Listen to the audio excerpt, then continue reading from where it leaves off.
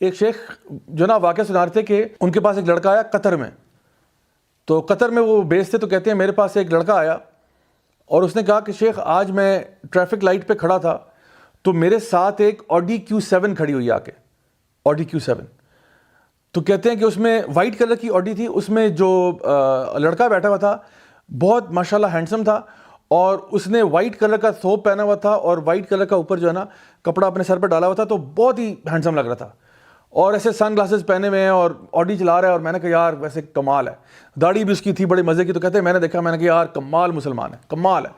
کہتے ہیں میں ابھی یہ سوچ ہی رہا تھا کہ اس کی گاڑی آگے گئی اور آگے سے ایک اور گاڑی، مطلب اس نے سگنل کھلا ہے، اس نے گاڑی چلائی ہے، ایک اور گاڑی والا ہے، اس کی گاڑی کو ٹکر مار گیا، کہتے ہیں گاڑی کا ستیہ ناش ہو گیا، پتہ نہیں وہ بھی بیچارہ زخمی ہوا۔ کہتے ہیں کہ تو یہ کیا تھا، کیا یہ بری نظر تھی؟ انہوں نے کہا یہ یقیناً بری نظر تھی، کیونکہ کیا تم نے اس کو یہ کہا تھا ماشاءاللہ، یا کوئی تم نے کہا تھا اللہم بارک لہو، کوئی چیز؟ کہتے ہیں میں نے کوئی دعا نہیں پڑھی۔ کہتے ہیں پھر تم نے اپنے بھائی کو جو ہے نا نظر لگائی ہے۔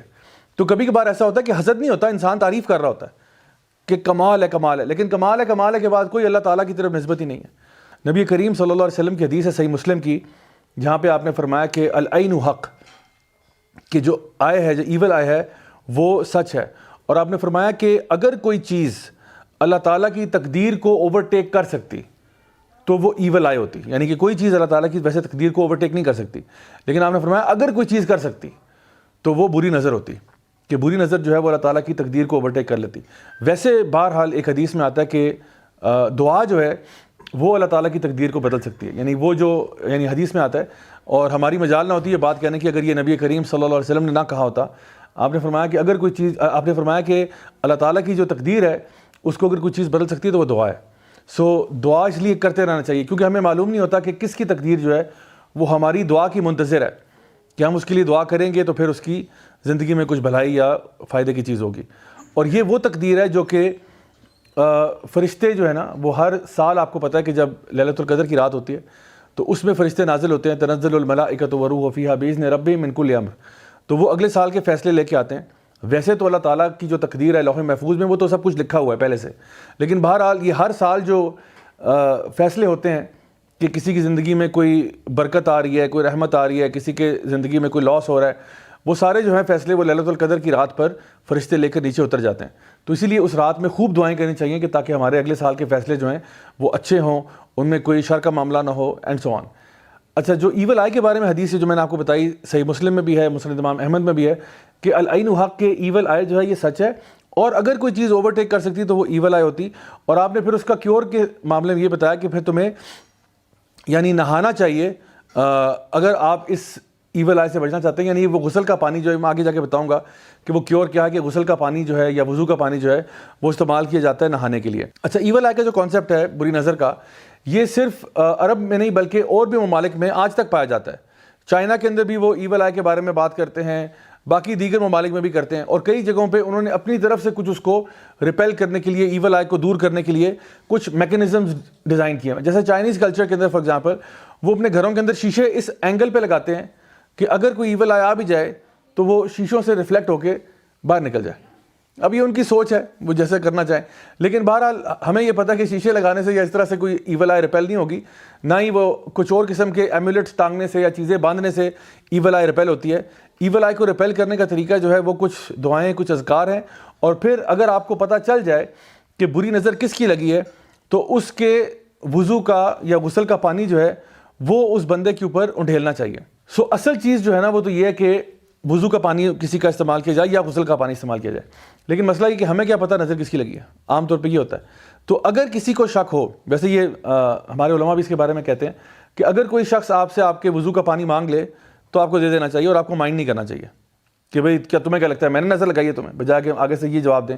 تو کوئی اگر مانگ رہے، ہو سکتا ہے اس کو لگتا ہو کہ بھئی آپ بھی دے دیں، آپ بھی دے دیں، آپ بھی دے دیں، 3-4 ہی تو لوگ تھے، میں اس محفل میں آیا، اس کے بعد میں کلیپس کر گیا مجھے، اور بہت یعنی سڈنلی کچھ ہوتا ہے، ایسا نہیں کہ یعنی آرام سے جو ہے نا بندہ خراب ہوا ہے، ایسا نہیں ہے۔ اگر آرام سے گریجول پروسیس کے ذریعے ہوا ہے تو وہ کوئی بھی نیچرل فینومینا ہو سکتا ہے، لیکن ایول آئی کے جو اثرات ہوتے ہیں وہ ایک دم سے ڈکلائن جسے کہتے ہیں نا، وہ نشانی ہوتی ہے کہ یہ بہرحال ایول آئی کا کوئی اثر ہے کسی انسان کے اوپر، کہ سب کچھ ٹھیک جا رہا ہے، سب کچھ نارمل ہے، ایک دم سے سم تھنگ گوز رانگ، ایک دم سے کچھ حالات ایسے خراب ہوئے ہیں کہ آپ کو سمجھ نہیں آ رہی کہ بھئی ایسا ہوا کیسے۔ تو اس کے لیے اب پریکاشنری کچھ چیزیں ایسی ہیں جو کہ ایول آئی ہونے سے پہلے انسان کر سکتا ہے، کچھ ایسی ہیں جو ایول آئی ہونے کے بعد کر سکتا ہے. بعد والی تو میں نے آپ کو بتا دی کہ انسان غسل کا پانی لے لے، وضو کا پانی لے لے. اس کے علاوہ رقیہ ہے جس کے بارے میں ابھی آپ سے بات کرتا ہوں. لیکن پہلے ہم پریکاشن کی بات کرتے ہیں کہ اس سے پہلے کہ ایول آئے ہمیں لگے تو ہمیں کیا کرنا چاہیے. سیدہ عائشہ رضی اللہ عنہا جو ہے، صحیح بخاری اور مسلم کی حدیث ہے، ارشاد فرماتی ہیں کہ نبی کریم صلی اللہ علیہ وسلم مجھے کہا کرتے تھے کہ رقیہ پڑھا کرو یہ بری نظر سے حفاظت کے لیے. رقیہ کیا ہے؟ یعنی قرآن مجید کی کچھ صورتیں، کچھ آیتیں جو ہیں، جیسا کہ سورہ فاتحہ ہے، قل هو اللہ احد ہے، قل اعوذ برب الفلق، قل اعوذ برب الناس، آیت الکرسی، آخری 2 آیتیں سورۃ البقرہ کی، یہ اس قسم کی چیزیں جو ہیں یہ پڑھ کے دم کیا کرو. سورہ فاتحہ پڑھا کرو. یہ چیزیں پڑھ کے دم کرنا، اس کو ہم رقیہ شرعیہ کہتے ہیں. اور بھی اس میں کچھ چیزیں جو ہیں وہ ایڈ کی جا سکتی ہیں، کچھ مسنون دعائیں ہیں، کچھ مسنون اذکار ہیں. یہ چیزیں پڑھا کرو ایول آئی کو دور کرنے کے لیے، اگر انسان جو ہے اس کو بری نظر لگ گئی ہو. اچھا، اس میں حفاظت کے لیے جو ہے بہت سی چیزیں ہم لوگ کر سکتے ہیں. کچھ تو اذکار ایسے ہیں جو کہ حفاظت کے لیے کی جاتے ہیں، مثلاً کہ اعوذ بکلمات اللہ التامہ من کل شیطان وہامہ ومن کل عین لامہ، کہ اللہ تعالیٰ کی پناہ مانگنا ہر قسم کے شر سے، شیطان کے وسوسوں سے، شیطان کے شر سے، اور جو بری نظر ہے اس سے. اچھا، بری نظر تو یہ تو ہے حفاظت. تو دن میں جو صبح شام کے آپ کے اذکار ہیں، اگر آپ وہ پڑھتے ہیں تو انشاءاللہ آپ محفوظ ہیں. عادت بنا لیں اللہم بارک یہ کہنے کی، یا ماشاء اللہ لا قوت الا باللہ، جب بھی آپ کوئی اچھی چیز دیکھیں. اچھا، میرے ساتھ نا میں نے کافی سالوں سے میں نے عادت بنائی ہوئی ہے کہ میں جب بھی کوئی مجھے چیز سڑک پہ چلتے ہوئے، گاڑی پہ جا رہا ہوں یا بائک پہ جا رہا ہوں یا جس طرح بھی کوئی چیز اچھی لگتی ہے نا کسی کی بھی، تو میں ضرور اس کے لیے دعا کرتا ہوں، ضرور کرتا ہوں. میں اس کو جانتا بھی نہیں بندہ کون ہے، لیکن میں کہتا ہوں یا اللہ اس کو اس میں اضافہ دے دے، یا اللہ بلیس ہم ان دس، یا اللہ give a more of this, اللہم بارک لہ، اللہم بارک لہ. یعنی کوئی بھی دعا اس طرح کر کے نا ان کے لیے ماشاء اللہ لا قوت الا باللہ. کسی کے بچے بڑے کیوٹ لگ رہے ہیں، کوئی جو ہے نا گاڑی بڑی زبردست چلا رہا ہے، کچھ بھی اچھی چیز نظر آ جائے، ان کے لیے بس دعائیں کرتے رہیں. بلکہ اکثر اوقات یہ ہوتا ہے کہ آپ سڑک پہ ہوں گے، آپ اکثر لوگوں کے لیے دعائیں کر رہے ہوں گے، کیونکہ آپ کو کوئی نہ کوئی چیز کسی نہ کسی انسان میں اچھی لگ رہی ہے، تو آپ کہتے ہو الحمدللہ اللہ تعالیٰ اس کو مزید اس میں اضافہ دے، اللہ اس کو ہدایت دے. تو اس سے کیا فائدہ ہوتا ہے؟ اس سے 2 فائدے ہوتے ہیں. ایک تو یہ ہوتا ہے کہ آپ دوسروں کو بری نظر سے بچا لیتے ہیں. دوسرا فائدہ اس سے یہ ہوتا ہے کہ آپ جب بھی کسی کے لیے دعا کرتے ہیں تو فرشتہ آپ کے لیے بھی آمین کہہ دیتا ہے. سو آپ کو نا یعنی لوگوں کو دعائیں دینے میں ذرا سخی ہونا چاہیے. Be more open in giving دعاز ٹو ادر پیپل، کیونکہ جب آپ دوسروں کے لیے دعا کریں گے الحمدللہ اللہ تعالیٰ آپ کے لیے بھی وہ چیزوں کو آسان بنا دے گا، آپ کے لیے وہ راستہ آسان کر دے گا، اور آپ کی لائف میں زیادہ بلیسنگز آئیں گی انشاءاللہ جب آپ دوسروں کے لیے کریں گے. اچھا، اس میں کچھ چیزیں ایسی ہیں جو ہمارے یہاں میڈ ان پاکستان ہے یا میڈ ان چائنا ہے. کیا چیزیں ہیں جو ایول آئی سے پروٹیکشن کے لیے؟ اکثر آپ نے دیکھا ہوگا کہ لوگ جو ہے نا وہ اپنی گاڑیوں وغیرہ کے پیچھے کالا کپڑا باندھ دیتے ہیں، ٹھیک ہے، جس کو نظر وٹو کہتے ہیں یا کیا کہتے ہیں، ٹھیک ہے. تو یہ جو ہے نا یہ کیا ہے؟ میڈ ان چائنا ہے. اس کا تعلق دین اسلام سے نہیں ہے. کالا کپڑا باندھیں، یا وہ کچھ لوگ ہوتے ہیں وہ جوتے لٹکا دیتے ہیں، ٹھیک ہے. ظلم ہے سر، یہ ظلم ہے. جوتے لٹکا کے کیا ہوگا؟ نظر چلی جائے گی، دور بھاگ جائے گی. تو ایسا نہیں کرنا چاہیے. جو مسنون طریقے ہیں وہ کرنے چاہیے، جیسا کہ سیدنا حسن اور حسین جو ہیں رضی اللہ عنہما، ان کے اوپر نبی کریم صلی اللہ علیہ وسلم یہی دعا پڑھ کے پھونکا کرتے تھے کہ اعوذ بکلمات اللہ التامہ من کل شیطان وہامہ ومن کل عین لامہ. یہی دعا پڑھ کے ان پہ پھونکتے تھے. جو چھوٹے بچے ہیں جو خود اپنے ذکر اذکار نہیں کر سکتے، تو یہ کالا کپڑا باندھنا یا اس قسم کی کوئی چیز کرنا، یہ جو جوتے وغیرہ اور یہ چیزیں ٹھیک نہیں ہیں. تو اس سے جو ہے نا بالکل گریز کرنا چاہیے. بلکہ یہ چیزیں مائنر شرک میں آ سکتی ہیں، کیونکہ آپ جو ہے اللہ سے توکل اٹھا کے ایک کپڑے میں یا کسی ایسی چیز میں اپنا توکل ڈال رہے ہیں کہ جب تک یہ ہوگا تب تک کوئی مسئلہ نہیں ہوگا. اسی طرح سے کچھ لوگ جو ہے وہ سمجھتے ہیں کہ ہم اپنی اگر جو ہے نا گاڑی کے اندر قرآن مجید رکھ لیں گے تو یہ ایک ایمولیٹ کے طور پہ ہماری گاڑی کو ہر قسم کے شر سے بچا لے گی. تو قرآن مجید رکھنے کا نام نہیں ہے، قرآن مجید پڑھنے کی بات ہے. جب آپ نکلتے ہیں گاڑی میں بیٹھتے ہیں تو سفر کی دعا ہوتی ہے، وہ پڑھنی چاہیے آپ کو صبح گھر سے نکلتے ہوئے بسم اللہ توکلت علی اللہ لا حول ولا قوۃ الا باللہ یہ پڑھنا چاہیے. تو ایسے ہی قرآن رکھ دینا، ہو سکتا ہے اسی گاڑی کی ٹکر سب سے پہلے ہو، کیونکہ اللہ تعالیٰ آپ کو ثابت کرے گا کہ اس کو رکھنے سے کچھ نہیں ہوگا. اور کتنی گاڑیاں ہیں جو ایکسیڈنٹ ہوئی ہوتی ہیں جن کے پیچھے کالا کپڑا بھی بندھا ہوتا ہے، یا کسی نے گلو کمپارٹمنٹ میں قرآن بھی رکھا ہوا ہے. تو ورنہ تو آپ اسٹیٹسٹیکل ڈیٹا نکالیں گے نہیں جی یہ گاڑیاں ساری بچ جاتی ہیں، ایسا نہیں ہوتا. وہ دعائیں ہیں، اذکار ہیں جو آپ کو روز پڑھنے پڑتے ہیں. جب بھی آپ گاڑی میں بیٹھیں گے بسم اللہ پڑھ کے سٹارٹ کریں، دعا پڑھیں سفر کی، پھر آپ اپنے سفر کا آغاز کریں. ایون وہ جو دعا ٹانگی ہوتی ہے گاڑی میں، ٹانگنے سے بھی فرق نہیں. ہاں ٹانگی اگر اس نیت سے ہے کہ میں اس کو پڑھ لوں مجھے یاد رہے، پھر ٹھیک ہے، پھر کوئی مسئلہ نہیں ہے. کوئی بھی دعا اگر آپ نے اس لیے لگا کے رکھی ہوئی ہے کہ مجھے یاد رہے میں پڑھ لوں، پھر ٹھیک ہے، پھر کوئی مسئلہ نہیں ہے. لیکن صرف اس بات پہ کہ جی بس پڑھی رہے تو ٹھیک ہے، یہ صحیح نہیں ہے. ایسے ہی کئی لوگ جو ہے وہ تعویذ جو ہے یا بچوں کو پہنا دیتے ہیں، یا خود پہن لیتے ہیں، یا گاڑی میں ٹانگ دیتے ہیں، یا کوئی بھی اس قسم کی اور چیز کرتے ہیں. تو نبی کریم صلی اللہ علیہ وسلم کی حدیث ہے مسند امام احمد کی، جہاں پہ آپ نے فرمایا کہ تعویذ کا پہننا جو ہے، ایمولیٹس کا پہننا، یہ شرک ہے. سو کہنے کا مقصد یہ ہے کہ اس میں بعض علماء نے کہا کہ ٹھیک ہے اگر تعویذ میں قرآن لکھا ہو تو شاید کوئی گنجائش بنتی ہے.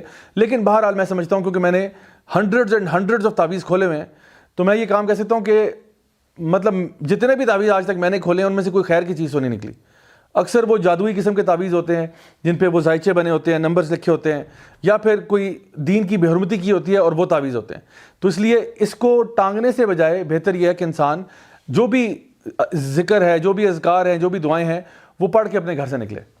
تعویذ کی مثال ایسے ہی ہے کہ انسان ڈاکٹر کے پاس جاتا ہے اور کہتا ہے ڈاکٹر صاحب مجھے سر میں درد ہو رہا ہے، اور ڈاکٹر صاحب جواب میں کہتے ہیں کہ ایسا کریں 2 پتے پیناڈول کے گلے میں ٹانگ لیں، انشاءاللہ شفا ہوگی.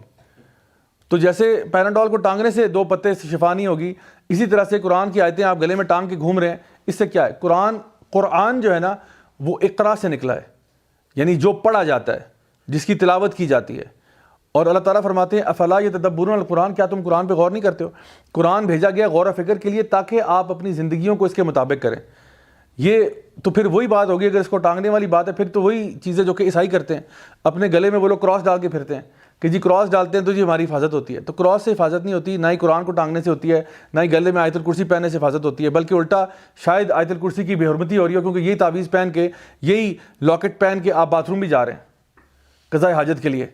یہی سارا دن آیت الکرسی جو آپ نے گلے میں ٹانگی ہوئی ہے، یہ پسینہ اور بدبو بھی اکٹھی کر رہی ہے. تو یہ بہت عزت ہو رہی ہے قرآن مجید کی.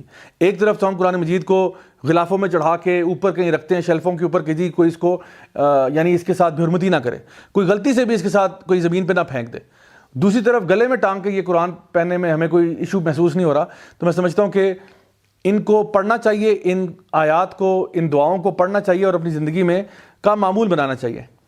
اچھا ایک چیز جو ایک اور میڈ ان چائنا چیز ہے، وہ میں آپ کو دکھا دیتا ہوں.